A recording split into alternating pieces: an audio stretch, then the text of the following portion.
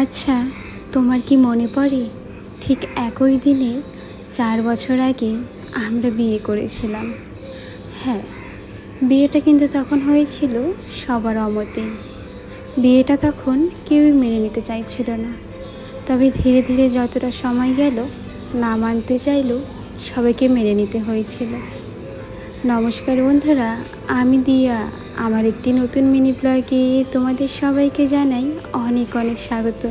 আজকে সকাল থেকেই আকাশটা একদম মেঘলা। আর জানো তো, আমরা যেদিন বিয়ে করেছিলাম সেদিন না প্রচুর জোরে জোরে বৃষ্টি হচ্ছিল।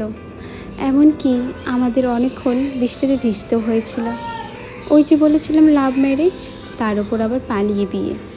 গাড়িতে করে যাচ্ছিলাম আর এত জোরে জোরে বৃষ্টি হচ্ছিল, পুরো ভিজে গিয়েছিলাম বিয়ের পর।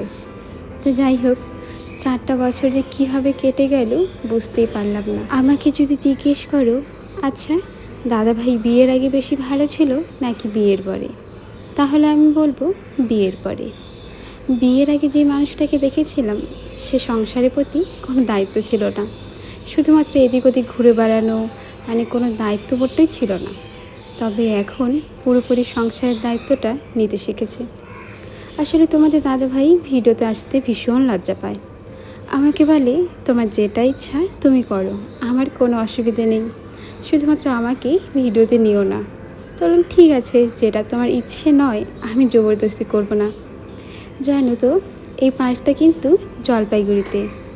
এখানে টিকিটের দাম নিয়েছিল ওই 145 মতন, হয়তো আমার ঠিক মনে নেই। আসলে টিকিটটা তো তোমাদের দাদাভাই কেটেছিল, অতটা জিজ্ঞেস করা হয়নি।